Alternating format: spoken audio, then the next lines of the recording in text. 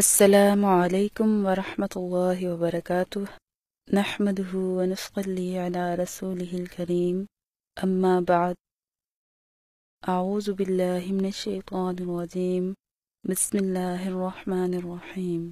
آئیے آج کے سبق یعنی سورۃ الفلق کی پہلی 2 آیات کی درست ادائیگی سیکھتے ہیں۔ تعاوذ اور تسمیہ سے آغاز کرتے ہیں، آپ بھی پیچھے پیچھے دہرائیے۔ اعوذ باللہ من الشیطان الرجیم۔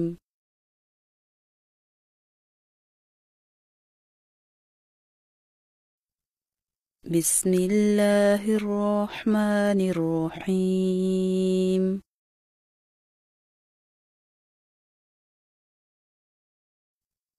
قل اعوذ برب الفلق۔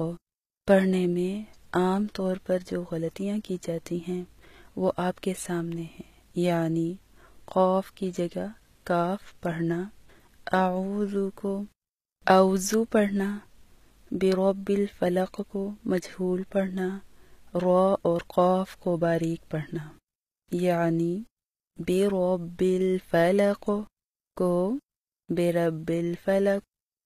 آئیے صحیح ادائیگی سیکھنے کے لیے چند مشقیں کرتے ہوئے اس آیت کو درستگی کے ساتھ پڑھتے ہیں انشاءاللہ۔ کاف کی آواز باریک ہوتی ہے، قاف کی آواز موٹی ہوتی ہے۔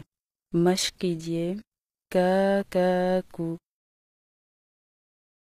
قا قو، کا کل،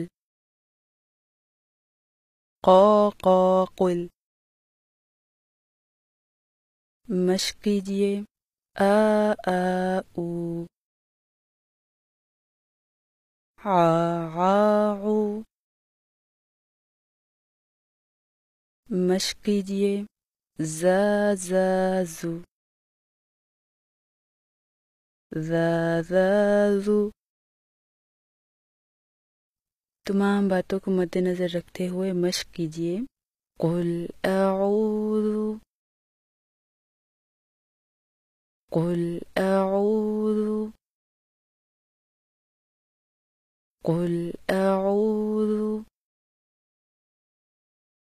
برب الفلق کو برب الفلق، غور کیجیے گا، برب الفلق، برب الفلق، برب الفلق، برب الفلق۔ عام طور پر مجہول پڑھنے یعنی پھیلے ہوئے لہجہ پر پڑھنے کے انداز کو اپنا لیا جاتا ہے، جس سے ہر زیر اور پیش کی مجہول ادائیگی شروع ہو جاتی ہے۔ آئیے زیر اور پیش کی صحیح ادائیگی کرتے ہوئے نماز میں پڑھے جانے والے چند الفاظ کی مشق کرتے ہیں، جیسے با زیر بی، دال زیر دی، و بحمدک کو و بحمدک۔ مشق کیجیے۔ با زیر بی، دال زیر دی، و بحمدک، و بحمدک، و بحمدک۔ حا زیر حی، تا پیش تو، التحیات نہ کہ التحیات، التحیات، التحیات۔ مشق کیجیے۔ حا زیر حی، تا پیش تو، التحیات، التحیات، التحیات۔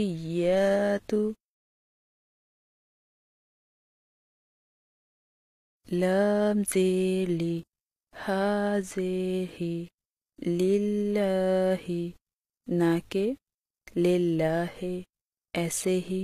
اللہم صلی علی، صلی اللہم صلی علی محمد، مشق کیجیے للہ، للہ، للہ، صلی، صلی، صلی، تا پیشتو، والصلوات، نہ کہ والصلوات، مشق کیجیے والصلوات، والصلوات، والصلوات،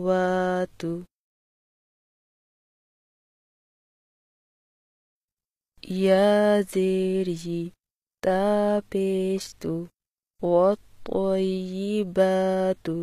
نہ کہ والطیبات، اب مشق کیجیے والطیبات،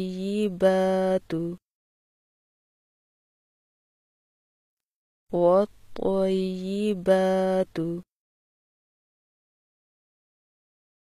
والطیبات،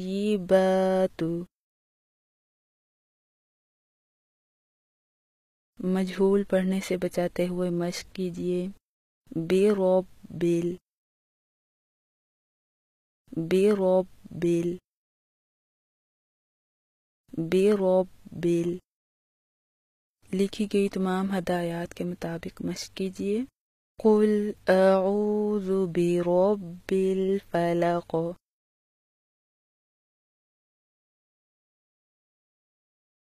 قل اعوذ برب الفلق،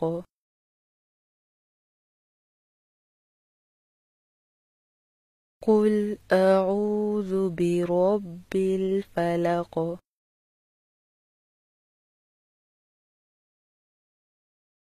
من شر ما خلق، پڑھنے میں جو غلطیاں کی جاتی ہیں وہ کچھ یوں ہیں، نمبر 1 من شر، یعنی غنہ کے ساتھ پڑھنے کی بجائے من شر پڑھنا، نمبر 2 شر کی شد کو مضبوط نہ پڑھنا، یعنی شری، یعنی شری کو شری، خلق پڑھنے میں خا اور قاف کو باریک پڑھنا اور وقف پر قلقلہ نہ کرنا، یعنی خلق کو خلق۔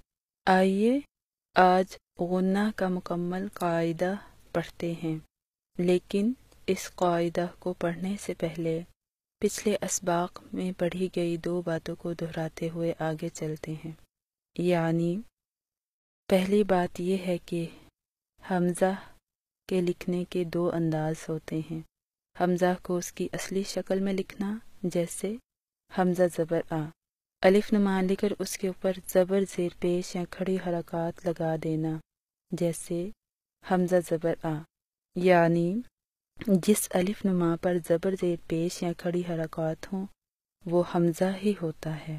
دوسری بات یہ ہے کہ جزم والا نون اور تنوین ایک ہی ادائیگی کے 2 مختلف نام ہیں، جیسے جزم والے نون کے ساتھ بن اور تنوین کے ساتھ بن، ایسے ہی بن بن، بن بن، جیسا کہ آپ دیکھ رہے ہیں وَلَيَكُونَنَ جزم والے نون کے ساتھ یا تنوین کے ساتھ وَلَيَكُونَنَ پڑھنے میں بالکل ایک جیسے ہی ہیں۔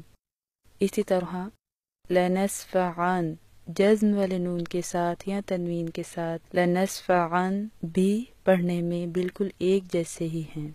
لہذا ساری بات کا حاصل خلاصہ یہ ہے کہ قرآن مجید پڑھنے میں جہاں بھی جزم والا نون آ جائے یا تنوین، یعنی 2 زبر 2 زیر 2 پیش آ جائیں تو دونوں کے لیے قواعد ایک جیسے ہی ہوتے ہیں۔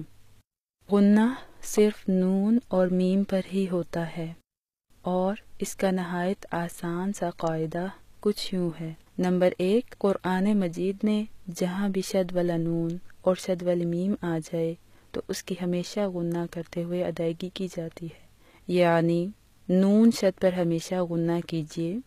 ایدیہن لنکونن ان نقمص، میم شد پر بھی ہمیشہ غنہ کیجیے۔ فلما تحملنا آمنہم من، شد والا نون اور شد والی میم پر غنہ کی مشق کیجیے۔ شد والے نون پر غنہ کرنے کا طریقہ، نون شد کے غنہ میں زبان کو نون کے نکلنے کی جگہ پر ہلکے سے دباؤ کے ساتھ لگاتے ہوئے آواز کو ناک کی جڑ سے ایک الف کی مقدار کے برابر جاری رکھ کر ادائیگی کی جاتی ہے۔ جتنی دیر با الف با کہنے میں وقت استعمال ہوتا ہے اس کو ایک الف کی مقدار کہتے ہیں۔ آپ بھی ایک الف کی مقدار کے برابر آواز کو ناک میں جاری رکھ کر ادائیگی کیجیے۔ ایدیہن لنکونن عن نفس خیر نزلا ان نطمس، شد والے میم پر غنہ کرنے کا طریقہ، میم شد کے غنہ میں ہونٹوں کے اندرونی خشک حصے ہلکے سے دباؤ کے ساتھ ملا کر آواز کو ناک کی جڑ سے ایک الف کی مقدار کے برابر جاری رکھ کر ادائیگی کی جاتی ہے۔ آپ بھی مشق کیجیے۔ فلما ثم تحملنا ربهم من آمنہم من، یعنی پہلی بات یہ سمجھ آئی کہ شد والے نون اور شد والی میم پر ہمیشہ غنہ کیا جاتا ہے۔ قاعدہ نمبر 2، جزم والے نون اور تنوین کی بھی ہمیشہ غنہ کرتے ہوئے ادائیگی کرتے چلے جائیں، لیکن جب ان کے بعد حمزہ ہا، عین ہا، غین خا اور لام را میں سے کوئی حرف آگے آ جائے تو غنہ نہیں ہوتا ہے، جیسے فمن تبع شہاب ثاقب من جنت نفس شیئا منذر رزق کریم جنات الفافا، جنات کی تنوین پر غنہ نہیں کیا گیا کیونکہ اس کے بعد حمزہ آ گیا ہے۔ ایسے ہی وَيَنْهَوْنَ، یہاں پر بھی جزم والے نون کے بعد ہا آ گیا ہے۔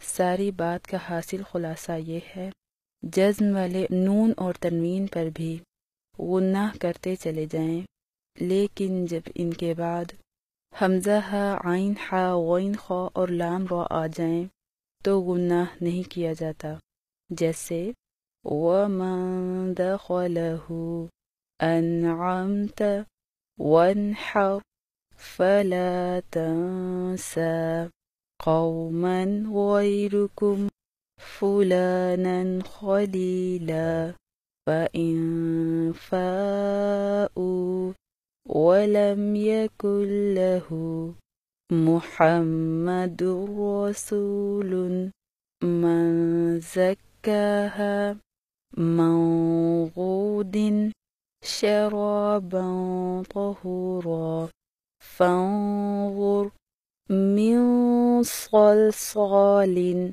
يَنْقَلِبُ يَوْمَئِذٍ نَاعِمَةً مِنْ مَطَرٍ مِنْ وَرَقٍ خَيْرٌ يَرَهُ، اس میں بھی لام را کی طرف زیادہ توجہ کی ضرورت نہیں کیونکہ ان کے اوپر ہمیشہ شد لکھی ہوتی ہے، اس لیے انہیں ویسے ہی ادغام کرتے ہوئے پڑھ لیا جاتا ہے۔ لہٰذا ساری بات کا حاصل خلاصہ یہ ہے کہ نمبر 1، قرآن مجید میں جہاں بھی شد والا نون اور شد والی میم آ جائے تو اس کی ہمیشہ غنہ کرتے ہوئے ادائیگی کی جاتی ہے۔ نمبر 2، جزم والے نون اور تنوین کی بھی غنہ کرتے ہوئے ادائیگی کرتے چلے جائیں، لیکن جب ان کے بعد حمزہ ہا، عین ہا، غین خا آ جائیں تو غنہ نہیں کرنا بلکہ نون کو ظاہر کر کے پڑھنا ہے۔ جزم والے نون اور تنوین پر غنہ کرنے اور نہ کرنے کی مشق کیجیے۔ جزم والے نون اور تنوین پر غنہ کرنے کا طریقہ، زبان کی نوک کو نون کے نکلنے کی جگہ پر نہایت نرمی کے ساتھ لگا کر آواز کو ناک کی جڑ سے ایک الف کی مقدار کے برابر جاری رکھ کر ادائیگی کی جاتی ہے، لیکن یہاں یہ یاد رہے کہ شد والے نون پر غنہ کرتے ہوئے زبان کے اگلے حصے کو نون کے نکلنے کی جگہ پر کچھ دباؤ کے ساتھ لگایا جاتا ہے، جبکہ جزم والے نون اور تنوین پر غنہ کرتے ہوئے زبان کے اگلے حصے کو نون کے نکلنے کی جگہ پر نہایت نرمی کے ساتھ لگا کر ادائیگی کی جاتی ہے، جیسے عن نفس فإن فاؤوا لنكونن نفس شيئا من جنة۔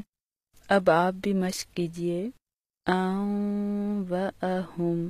یہاں پہ ایک چھوٹی سی بات یاد رکھیے گا کہ چھوٹی میم پر بھی ہمیشہ غنہ کیا جاتا ہے، لیکن ہونٹوں کو نہایت نرمی سے ملاتے ہوئے، جبکہ میم شد کے غنہ میں ہونٹوں کو کچھ مضبوطی سے ملایا جاتا ہے، جیسے فَلَمَّا أَنبَأَهُم۔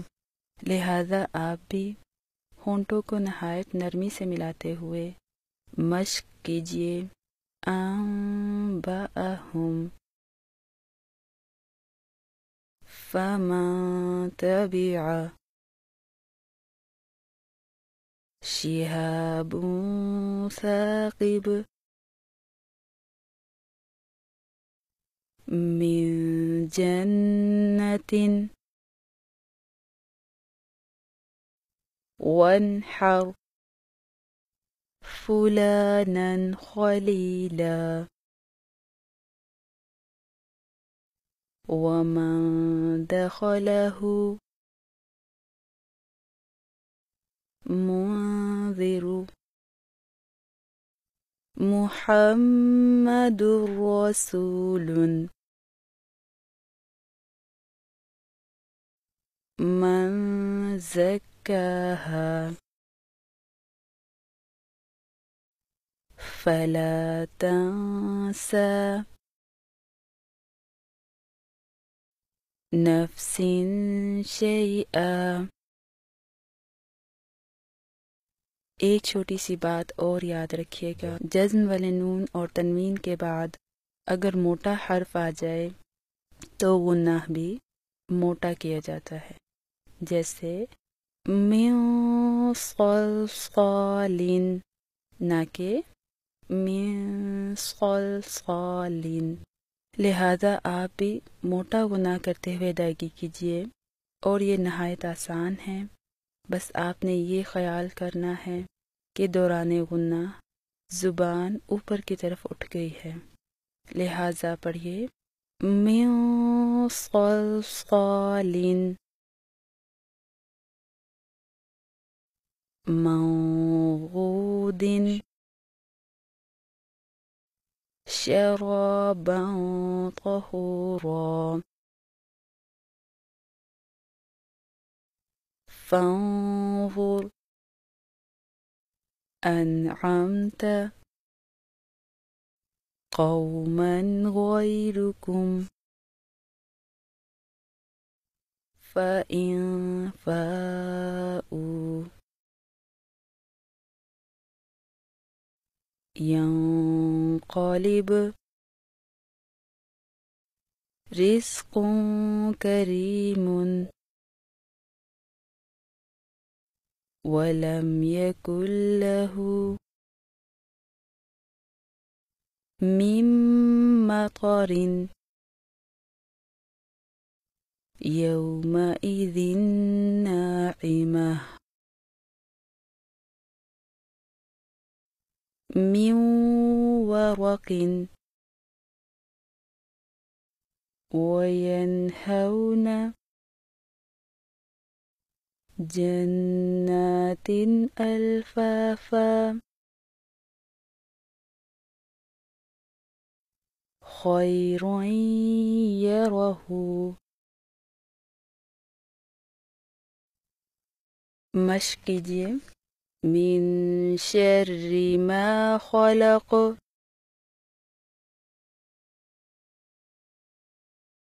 من شر ما خلق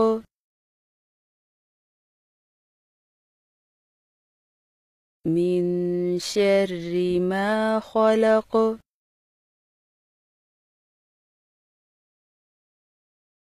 بسم الله الرحمن الرحيم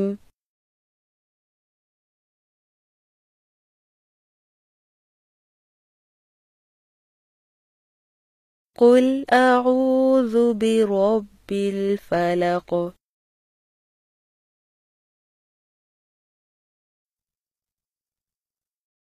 من شر ما خلق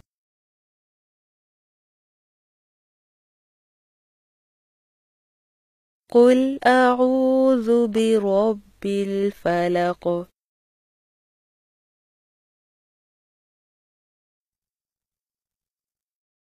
من شر ما خلق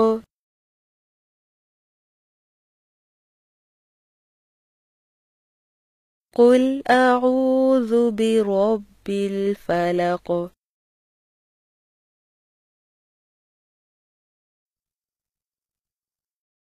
من شر ما خلق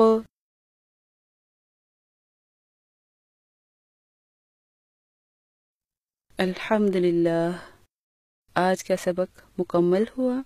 بارک اللہ فیکم، جزاکم اللہ تعالی خیرا کثیرا، والسلام علیکم ورحمۃ اللہ وبرکاتہ.